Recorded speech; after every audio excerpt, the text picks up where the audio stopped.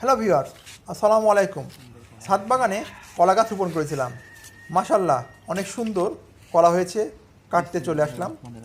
আপনারাও চাইলে ছাদ বাগানে কলা গাছ রোপণ করতে পারেন। দেখুন কত সুন্দর ফ্রেশ কলা হয়েছে। সম্পূর্ণ অর্গানিক উপায়ে চাষ করা হয়েছে। কোনো ধরনের কৃত্রিম সার ব্যবহার করা হয়নি। ভেজাল মুক্ত কলাটা অন্তত খেতে পারবো। আপনারা চাইলে ছাদ বাগানে কলা গাছ রোপণ করতে পারেন। বিষমুক্ত কলা খেতে পারবেন।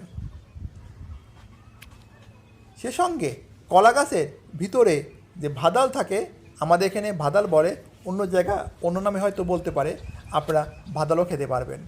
আমার ছাদ বাগানে আরও অনেক ধরনের গাছ রয়েছে। আমি ধাপে ধাপে আপনাদের সেই ভিডিওগুলো পোস্ট করব।